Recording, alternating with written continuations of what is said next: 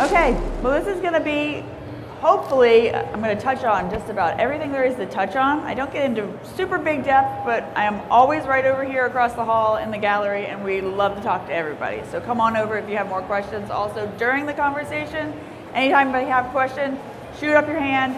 Happy to answer along the way. So, ready to go? Let's go. Step one, everybody can do this, and I will show you how. It's really not as intimidating as it might look, so let's get going.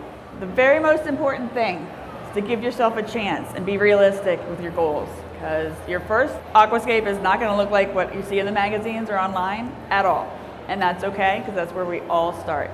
Your second one probably won't either. Your third one might not. You're going to get this. And this is where we all begin. I see some chuckles and some laughter because we've all seen this, right? What was that? Unless you have $1,000 to buy plants. Even if you have $1,000, you're probably still going to have that. So this is where we all start, and it's perfectly fine. This was my second aquascape. I'm going to use bunny quotes for aquascape. I can't even begin to count the numbers of things wrong with this aquarium. So here's a true story. I bought some plants online, like we all do before we find our local clubs, and one of them was a mystery plant. They didn't label it. It was a bonus, and I didn't know what it was. I couldn't find anything about it online, and I went to plant it, and I could not keep it in the gravel, and it was making me crazy, and it just kept floating up, and I tried tying it, and it would float up, and I tried burying it in the gravel, and it would float up, and I genuinely almost quit the hobby because of this one stupid plant. And you know what it was? It was Salvinia, which is a floating plant. So that's where I learned that things go wrong and it's okay. So the other things with this tank are we've got some Java fern hanging out here in the gravel, which you're not supposed to do. We've got some madness happening over here on the right. I'm not sure who that was, but it's not supposed to be doing that. So, you know, we all learn. That's my point here. So step two is going to be to plan, which is pretty important. So I like to tell people to, if you're on Pinterest or if you have a folder on your laptop, to just collect pictures that you like. So if you see an aquascape and it's speaking to you, just right click and save it in a folder. And once you get a collection going, you'll see what speaks to you and you'll see what you're actually interested in looking at. And that's pretty important to remember, because if you don't like looking at it, you're not going to want to maintain it, and you're not going to love it. And we need to have that connection with what we're working on, because these can be a lot of work. So if you hate working on it, then what good is this hobby for you, right? So have an inspiration folder and keep everything together. And then go back and take a look, and you'll see a pattern. You'll see that maybe you really like driftwood tanks, or maybe you really like iwagumi tanks. Whatever you like, go for it. Take a hike. Look at real nature. That's a great way to get inspired. Again, if you don't like looking at it, you're not going to want to maintain it, and you're not going to enjoy this hobby. So where do you start? This is the question we get a lot from new people. It's just, how do you even begin? Who's it for? Is it for you? Is it for your family? Who's going to be looking at it? Who's going to be keeping it? What's your vision? Like, what do you want to say with this aquarium? Are you even there yet, or do you just want to figure out how to grow plants? Just figure that out first, and you'll have a better success rate. Some people like to sketch their ideas. I don't. I'm not very good at sketching, but sometimes that helps people plan what they're going to do with their aquarium. Just kind of roughly figure out where you want to have stuff growing. Plan around what you have to work with. If you don't have a hefty supply of hardscape materials, you're going to need to think about that before you start, and plan around what you have to work with. This is super important. Also, be honest with yourself and determine your tolerance for aquatic neediness. So that's pretty important, because if you don't have 10 hours a week to spend on trimming your Dutch tank, then it's going to go to rot, and you're going to have a hard time. But if you've only got a couple hours maybe that you can do a week, look for something more simple with easier plants to maintain. You don't have to keep up with all the time. Here's a quick overview of different layout types. These are not styles, these are types. So you've got, just as you would imagine, your concave, your convex, your triangle, and your island. I don't have a picture of island, but I hope you guys can figure that one out. It's just everything in the middle. And then here's some of your plant types, kind of like the different categories they fall in. You've got your stem plants, which is like your Rotellas and your Ludwigias, and your Hygros. And those all root from the bottom. They're typically more water column based for fertilizing. They get more of the nutrients in through their leaves than their roots. You've got your rosettes, which are more like your crypts and your sword plants. And those are typically pretty hardy, and they like a nice nutrient-dense substrate. So if you're having trouble with your swords and your crypts, look into your substrate and see if you maybe need to supplement with root fertilizing. That's usually step one, the thing to check when you're having trouble with those. And then you've got your epiphytes, like your Anubias and your Java fern and your Buces. Buces are really kind of new in the last few years in the market. They're pretty awesome. They take not much to get going, and there's such a variety of options out there. They're really cool. And those guys all attach to the hardscape, so you don't want to bury those in the substrate. They'll die if the rhizome, which is where the roots start and the leaves meet, if that gets buried and it doesn't have an oxygen exchange, and they just kind of rot away and then they'll die. So make sure those stay out of the substrate. And those will also obviously feed through the water column because that's where the roots are. So anybody hear about tissue culture in here? You guys know what tissue culture is? Whew. Okay, a couple nodded heads. So those are the little cups you see on the countertop when you go to the store with the plants in it. And they look really, really tiny, and they're typically a bit of a heftier price tag. There's a reason, and it's totally worth it. They are lab born, so all of these things are science. These plants are science. So they're born in an agar culture, which is just nutrient rich. So as soon as you take them out of the cup, they have got all that stored energy. They don't have any pests, they don't have any algae, they don't have any drama with them. You can just take them out of the pots and put them in your tank, and they are ready to go. So they are really a great option if you want to get started and have a high success rate with plants. Obviously, if you have all the other requirements in line. So tissue cultures are really awesome. They're definitely worth the extra couple bucks you're gonna have to spend on them. So yeah, here we go again. If you don't want to spend hours a week maintaining your stem-heavy Dutch style tank, go for something easier. There's nothing wrong with different types. If you don't feel comfortable with that, or you know you're not gonna have the time to keep up with it, don't do it. It's pretty easy. I know that I always kind of overextend myself, and schedules don't allow for things sometimes, and take a step back, maybe give yourself a chance to have success. And you can have a beautiful aquascape with easy low-tech plants. It's totally out. Absolutely do that. So here we go. There's one. Not a single thing in this aquascape that would be difficult to maintain long term. We've got a lot of Java fern. I think that's probably needle leaf or narrow. I've got some mosses. I've got a couple of physidens in there. I've got some dwarf sag in the front. Simple, simple, simple, simple, but still pretty. Still something to look at, and zero maintenance on this tank. Here's an aquascape with no plants. Still an aquascape. Here's something that we often forget when we're putting together our aquascapes, is to plan for your livestock. So if you forget to plan for them, they will help destroy it if you don't have a place for them to be or things for them to do. I like to keep plecos, and I'm kind of in the minority with aquascapers because they tend to be diggers and they tend to uproot everything and make a mess. But what I usually do is when I'm setting my hardscape is those pleco caves, I'll make sure that there's at least one buried in the hardscape somewhere that they can go to. If they have a place to go, that's where they're gonna go, and they're not gonna try to make a place to go. I'm also a pretty big fan of creating nooks and crannies and intricate places within the hardscape that I know that is gonna be a place for them. So I always keep my fish in mind when I'm setting up an aquascape, just to make sure that they're gonna be happy, which makes me happy. If you're gonna keep like Africans or goldfish or things that are gonna wanna eat your plants, consider that also. What plants you're gonna keep in that tank. If you've got plant nibbling, scale is also pretty important.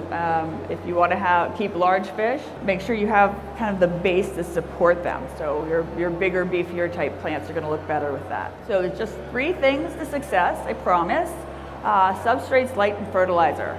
And honestly, if those are in balance, whatever the balance is that works for you, you'll do great. But finding that balance is really step 1. So substrates, you can go inert or non-inert. Anybody hear of those terms? No. Oh, 1. Very good. Thanks, Jack. So your inert substrates are going to be like your pea gravel and your rocks that don't contain any of the nutrients. They aren't able to absorb it. So your non-inert are the things that are going to keep those nutrients for you that your plants can use. A lot of these soil-based substrates are buffering also, which is a nice kind of side bonus, especially if you're keeping shrimp or lower pH type fish. They'll help kind of balance your water column. Mineralized topsoil is a great DIY option. It's very, very affordable. There are ways to do it right and ways to do it that you're going to have a lot of trouble. So do make sure you do your research on that and figure out the mineralized topsoil methods and the ways that you can do it so that you're not going to have trouble down the road. There is a bit of a more drastic break-in period with this sometimes with the topsoil that runs a lot of people off because it seems like it's crashing horribly. But if you have patience, then you can get through it. So here's some of the options, not all of them, on the market right now for what I was talking about with more of the soil-based planted tank substrates. All of them are represented here today, probably. Oh, I don't think we brought any Tropica soil, so I don't think they're here. But everybody always asks what my favorite is, and I hate to answer it, but I'll answer it anyhow. I really, really like the Tropica soil. I think that's probably my favorite soil substrate right now. So some notes on lighting. This is a topic that can go on for days, so I'm just gonna touch on it really quick. LEDs really are kind of the option right now. That's where everybody's moved to. It's a great option. They're very economical so far as your power bill goes, which is nice. T5s, if you still have them, nothing wrong with them at all. There's actually kind of a sub-movement that's going back to T5 lights because the spectrum, they just can't quite recreate that spectrum with LED lights yet. And there's just, the way that it looks with some of the colors is just, it's just beautiful. So some of the contest guys just do the photo contests all the time. They will swear by T5 lights. I definitely recommend to ditch your PC Power Compacts or your T8s, your T12s. Those little LED stick-on strip light things are so terrible. So save your money up, get a real light, and put those behind you. You do need to remember that the bulbs, if you do go bulbs, need to replaced regularly so they don't change your spectrum and go wonky. So keep that in your budget when you're trying to figure out what you can afford. LED lights, all the cost is up front, so it's not a long-term maintenance kind of thing. It's just all right there in the front. So you do also need to watch for spectrum because a lot of the LED lights are calling themselves, broad spectrum, or some of them are getting more specific now towards planted tanks, which is great, but some of them are kind of good for everything, which isn't always the best, but definitely make sure to avoid the saltwater spectrum. And here's a quick note on fertilizing, which also could be a probably 7-day talk if we wanted to have it. Evaluate your plant needs before you get started. So if you have a pretty light plant load, you're not going to want to do a full dose. They don't need it. They're not going to ever be able to uptake all of the nutrients that you're putting in the tank, and the algae will. So that's where we talk about balance a little bit. If you have an inert substrate or a non-inert substrate, is it capturing some of those nutrients for you and feeding your plants? There's tons of ways to fertilize. You've got your EI, you've got your PPS Pro, you've got your all-in-one liquids, you've got your dry fertilizers, you've got bottled options. I mean, there's so many different options out there, and it gets really overwhelming. Highly, highly recommend finding yourself someone that knows what they're talking about and clinging to them desperately and asking all the questions that you have. Because if you go online and you try to ask a question, you're going to get 10,000 different answers, and maybe 3 of them work for you. So it's really important to find a mentor in this hobby, I think. And if you can, get involved in a club, in a local club, because that's going to be a wealth of information. And it's not just the guy that's loudest on Facebook. Keep that in mind. Really, the bottom line on fertilizing is find what works for you and your aquarium, whichever it is. And you might have 5 different aquariums, and it might be 5 different ways that work best depending on your plant load and your water change methods. Sometimes it takes a little figuring out, but once you find your stride and you get everything balanced, you're good to go and you can do anything. Consistency is really, really, really, really important. So if you know, like I found out through stubborn denial that I will not be very good about staying regular and fertilizing on time and turning lights on and off. Automate if you can. Spend the $4 and get a timer for your light. This is the one thing that people don't do, and it's just so easy. If you can't be on time with that light every day, turn it on and off, that's a big variable that's going to start to cause trouble for you. So just get a timer. It's not hard.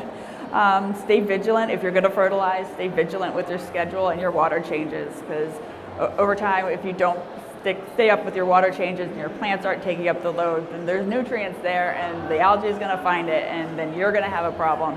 So just whatever you're doing, if you know you're going to be going away and not able to do water changes for a couple of weeks, maybe stop fertilizing or cut down your fertilizing. Just plan ahead and try to keep that balance as best as you can. Anybody in here run CO2? Nice, that's more hands than I expected. That's another thing that's super important to keep consistent. Anybody do DIY CO2? Or you're all pressurized? Okay, we're gonna have a chat later. That's a really, really important thing with CO2. It's almost better to not do it at all if you're not going to be able to keep it consistent. This is where we're going to talk later. It's trigger warning, folks. Controversial statement ahead. Skip DIY CO2. There's just so much that can go wrong so far as a balance and maintaining it and keeping it going, and it actually long term is very expensive. Now there are the new systems now that aren't the yeast-based. The yeast-based ones is what I'm mostly talking about here, because they're just, you can't get enough pressure to be able to keep it steady and run through all of the equipment to get a nice diffusion going and get it so it's optimal and usable, really. And it's so much headache, and there's so much margin for error, and there's so much margin for failure. Just don't do it if you don't have to. Save your money and get a pressurized system. Sorry. We'll walk you through it. Come on, visit later. So yeah, it's a tempting option because we all try to pinch pennies in the beginning and try to learn things, but learn from all of us who've been there already and figured out that DIY CO2 stinks, literally and figuratively. So here's some things that I do that I automate with. The one on the left is something people ask me about. It's not really necessarily plant related, but it's a heater monitor. So I run all of my heaters through these controllers. They're super cheap online, like $10. But you plug your heater into the monitor and you've got a probe in the tank. So the monitor or the controller is doing all of the thinking and the monitoring and not your heater. Because the internals on the heaters, that's what fails. Because they're just getting hot and not hot all the time. And that's what burns out. Because heaters fail, that's what they do eventually. So this makes them last a lot longer because you're not relying on the heater internals to control the temperature on the tank. And then on the right, we've got an auto dosing system that I have that I'm running. It's just a super simple, easy, I think it's like $70 for this Jebo system. And I just don't have to worry about it, which is a beautiful thing. So we're gonna get into sort of the more technical stuff now, the principles. Anybody hear of the golden ratio or rule of thirds? Yep, good, we have some artists. So the rule of thirds and the golden ratio is sort of something we're kind of moving away from a little bit in the hobby because it's a nice guide to get started and get a feel for how you can set up an aquascape for a good, pleasing look. But it's not set in stone. You don't have to follow this rule to have a nice aquascape. So the golden ratio and rule of thirds is basically you're dividing your tank into thirds. There's 4 lines, I'm just going to read it for you. There's 4 lines, 2 horizontal, 2 vertical, dividing your tank, splitting into 9 equal sections. Wherever the lines cross is a golden focus point, marks where prominent features like your main stones or your bright red plants or whatever is going to be your pop that you want the eye to go to, that's where they're going to be. The height of your plants in hardscape also should fall within this 1/3, 2/3 ruling. And remember to consider the height that the plants are going to grow to, not just when you plant them. The theory can also be kept in mind when you're planning your overall scope of your tank, if you want to have a third planted and a 2/3 negative or vice versa. It's really a rule of thumb, not a rule of law, if that makes sense. So this is kind of what that looks like. Golden ratio is pretty much the same thing, it's just more math. That's how I like to water it down for you. If y'all want to read that, read. Okay, good. You can tell I don't pay a lot of attention to it. This is what it looks like when you're setting up a tank. So we did a workshop in our club in 2008, looks like, that we did this. And it looks a little funky because we were trying to figure out which line we wanted to use at this point. So you wouldn't have the 2 horizontal lines like that. You would have one or the other. And this is the 1/3 at the top or the 1/3 at the bottom. And this is how it looks. And what you want to do is wherever the lines cross, like say here, is where you would want to have a focal point. Either it be like a rock pointing and ending at that specific point, or that's where your lines of your hardscape would cross, or something like that. That's the rule of how to place it for, I mean, if you want to go super art history, this is Michelangelo and Da Vinci and all these guys. This is where it really came to practice. It's super old theory. It's awesome. And here we go. Practice. Seriously, practice. So master one thing at a time, because we are only human beings and we can only do so many things at a time. So figure out hardscape or plant, master one of them and the other will follow. So whichever one you want to start with, nail it, and the rest will just fall into place. But if you're trying to master plants and hardscape and layouts and everything in your first aquarium all at the same time, it's going to be a lot harder for you to get over that learning curve. So give yourself a chance. You're only human. You're really only human. And then grow some plants. They don't have to be pretty. Just figure it out. If you can't grow plants well, your aquascape's not going to ever impress anybody, including yourself. So here's a farm tank. There is no rhyme or reason. The gentleman that has this farm tank, or had this farm, it was, how many years ago was this, Nick? Many, many, many. Where you just throw everything in the tank and figure out what works. And this is a really great way to find out what your level of want for maintenance goes. You'll figure out what you can grow with the lights and the substrate and the maintenance you have available, and you can figure out what won't grow. I mean, it's really a great way to sort out where you are in the hobby. And to just have a backup of plants that you maybe don't have a place for right now in an aquascape, but you want to keep for later. Farm tanks are awesome. Do these things. Make a farm tank. Come down with a wicked case of collectoritis. Anybody have collectoritis? Where you just get everything and try it? It's awesome. Try everything. You'll learn what your limits are. And you know, they're just plants. If you have a local club that has auctions and giveaways are the best. Like, there's always somebody who's a successful plant grower that has trimmings to give away because we just don't have a place for them to go. Make friends with those people. You will always have plants to try. Club giveaways and auctions are awesome. Auctions, usually by the end of the day, people are like, who's got $1? And they'll throw plants at you. And you can, it's $1. Maybe it'll grow, maybe it won't, but it's $1. And you'll know. This is another thing we kind of don't realize we need to do. So when you are collecting materials, when you've got your Pinterest board out and you're looking at all these things and you say, you know what, Manzanita wood is my jam. This is what all of my pictures are about. Stockpile it. Whenever you get an opportunity, you're at a store, they've got some Manzanita, there's a nice piece there, grab it. Build your empire of whatever you want to work with, because it is exponentially easier to build a nice aquascape if you have the materials at your side ready to be deployed. Otherwise, you can kind of get pigeonholed into a scape that isn't what you wanted, but it's all you had to work with. And that makes things a lot more difficult. Collect whatever you like in bulk, just get it. Whatever it is, get it. So visualizing is also important. With practice, because that's what we're talking about here, you'll learn to see the individual pieces as part of the final composition and part of a grouping and part of a family of pieces. They're no longer just an individual rock or an individual piece of wood, and they'll all add together to create the final composition. Get to where you've played with enough of it, enough layouts, enough dryscapes, hardscapes, that you'll be able to see where it's going to be when everything's finalized and grown in. You'll get there. Everybody gets there, but have that in the back of your mind as a goal to get to. So this is what I usually do when I'm setting up a tank, is I just lay everything out. You get a big space, and then you can be able to visualize what all the pieces are a lot easier. And you'll be able to sort of start picking out, oh, this one's going to go with this one, and this over here can go on that side. And it'll be a lot easier to kind of get started on where everything's going to go in the tank if you can see it laid out. If you have a dojo or a sandbox, super, super handy for laying out a hardscape before doing it in the tank, where it's a little bit harder to work. A lot of people will set up just like a square with a footprint of your tank, or you can use cardboard. I usually just use whatever I have laying around, but it helps to be able to lay out stuff a little bit in a space that you can work in easily before transferring it into the tank.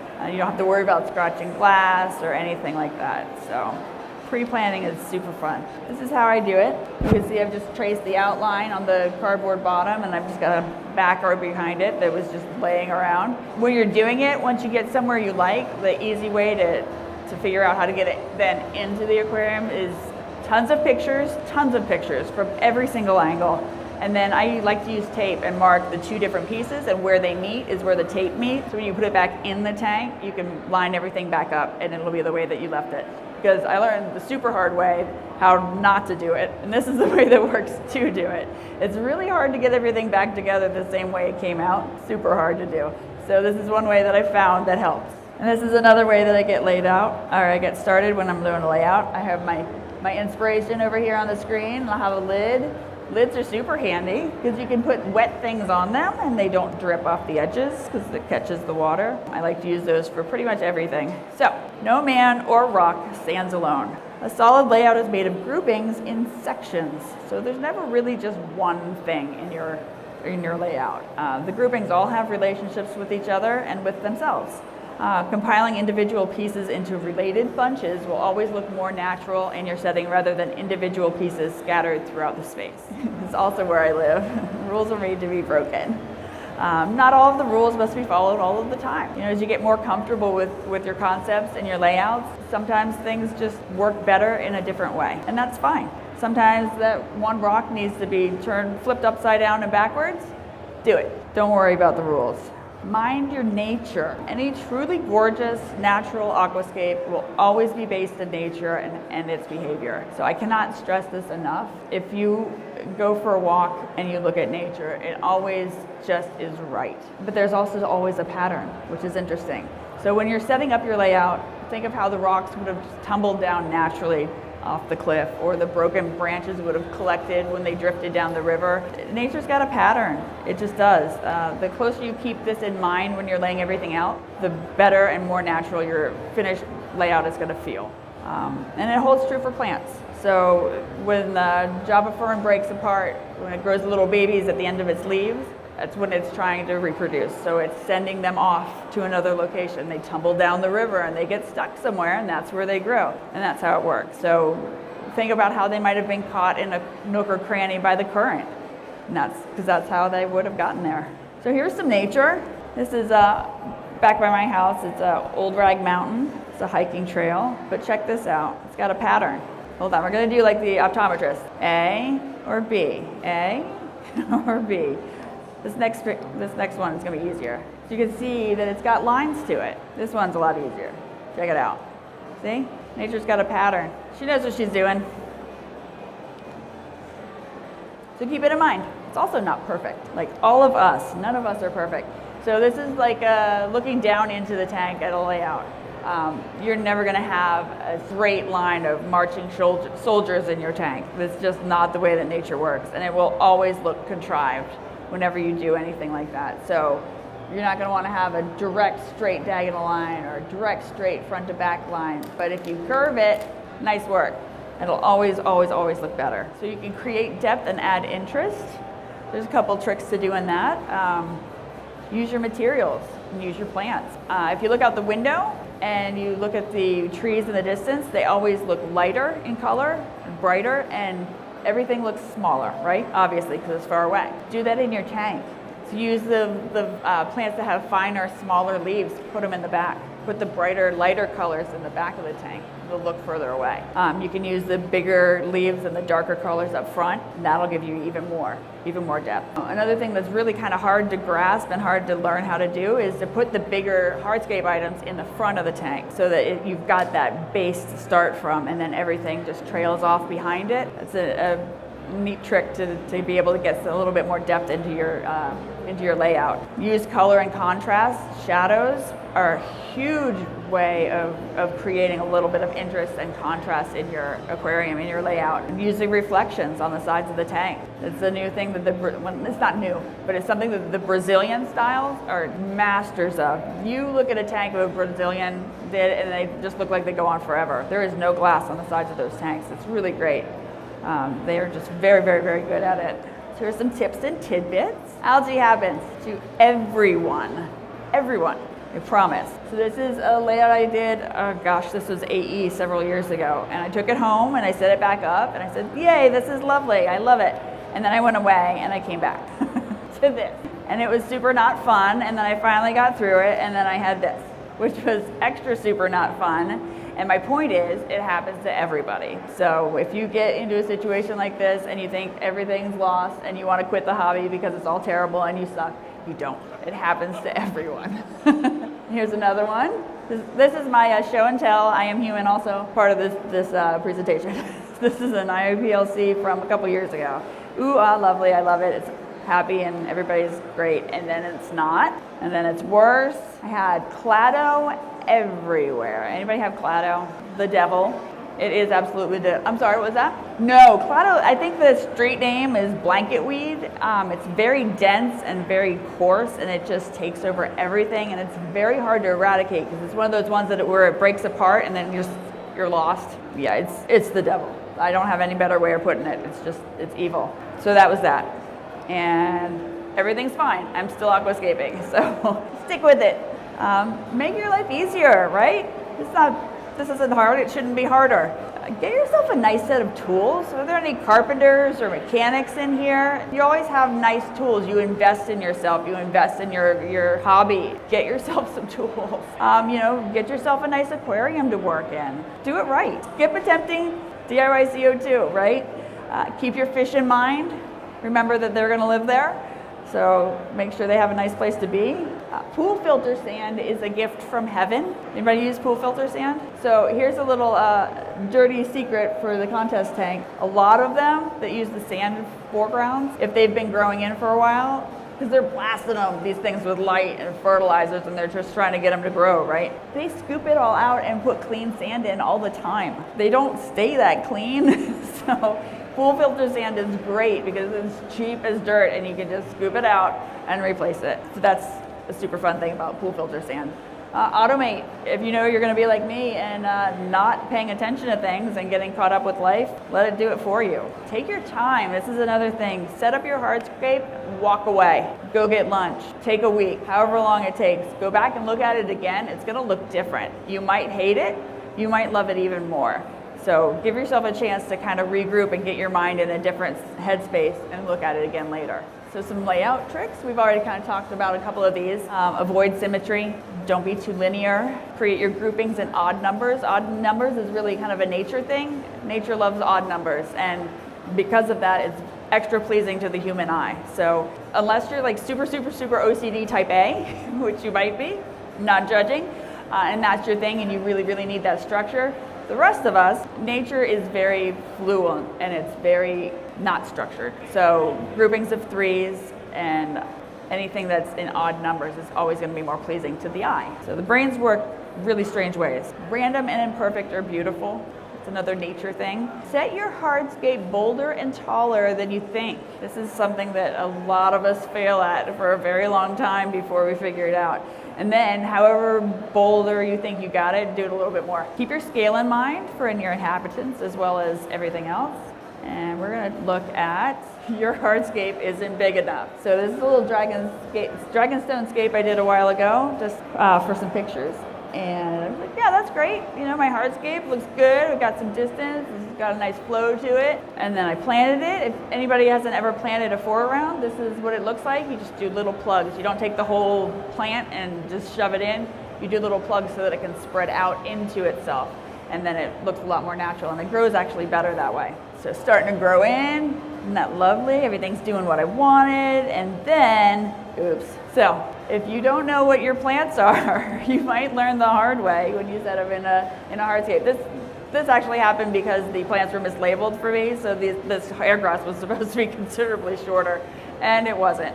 So that's what can happen. Your plants can eat your hardscape. So then I trimmed it all down and I replaced some stuff and I did some Monte Carlo, and it was much more manageable and pleasing. So here's some notes on trimming. This is something that can be very, very scary, but doesn't have to be. So here's another scape that I did. We're gonna watch mostly the stem plants in the back because the angle kind of changes through this series and it gets a little confusing in the front. But so we've got our Aromatica in the back. We've got some Saragani repens hanging out in here. We've got Monte Carlo everywhere. And then, so this is super easy. This is another one that's just a bunch of super easy plants. It is really just a piece of cake to keep on top of. So this is the date of April 25th. And then we go to May 7th and we hacked it. And stem plants need a good hacking.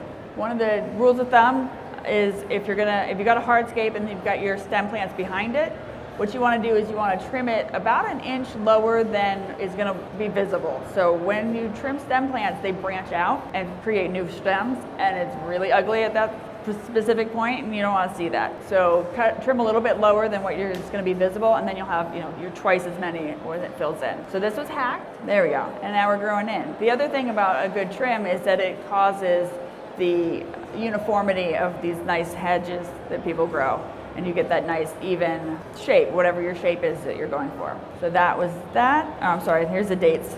So you got April 25th, May 7th, you hacked it, and then by May 30th, we had that. That was the final, where everything's kind of nice and even, and you've got a nice little shrubbery behind the rockscape. So this we kind of touched on already. Invest in yourself, right?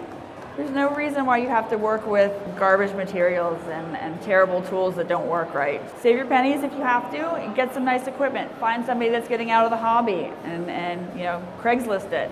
Learn to take pictures that will do your work of art justice. That's another big thing. It's pretty hard to take good pictures of aquariums. It's a skill for sure. All of these elements combine to make your final product. All bets are off unless the aquascape is something you want to look at the end of the day. I mean, you can go and have the most technically perfect layout that would be a contest winner, but if you look at it and you don't love it, then what's the point?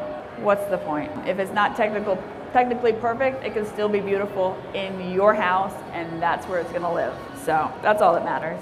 This is another thing that kind of stinks. Reality bites. Your inspiration that you see online in your Pinterest folder, it might not be sustainable. A lot of these like super high-end contest tanks, here's another dirty little secret. They grow them out for about 3 months, and then they tear them all down and start over. So these are not long-term aquascapes. A lot of the stuff you see online, and keep that in mind if that's what your goal is. It's going to either take a lot of maintenance to keep that way, or it's just going to outgrow itself and just not be sustainable. And that stinks. It really stinks. I don't know how they do it. I couldn't. I like to live with my aquascapes, so I don't know how they can do that. If it seems too good to be true, this is another thing. It usually is. I don't know if anybody here has tried the HC aquarium carpeting plant seeds. We had a discussion about this last night. There are not foreground seeds for aquatic plants, so don't fall for it. Things I wish someone told me in the beginning. I'm going to save y'all some time. So it's less expensive to invest in good equipment early on rather than try to get by with subpar equipment only to wind up buying the good stuff later, right?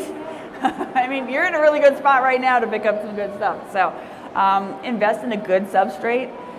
It really does make a difference if you're trying to grow aquatic plants. Make sure you have enough for a decent depth is another thing, including a slope if you want to get some scale and some scope to the tank. You can always use excess soil for something. Maybe it'll be for later, maybe it'll be for some indoor plants, I don't know, but there's always a purpose for it. It never takes just 5 minutes to grab a fish real quick or cut some plants. It's never 5 minutes, ever. Related, here's a tip. Most fish can't see underneath themselves. So if you're trying to catch those schooling fish, if you can get underneath them with a big net and just up real quick, they won't see it coming. It's a good time saver. Also related, y'all probably know this, who keeps shrimp? Okay, a couple people. They jump backwards, that's what they do.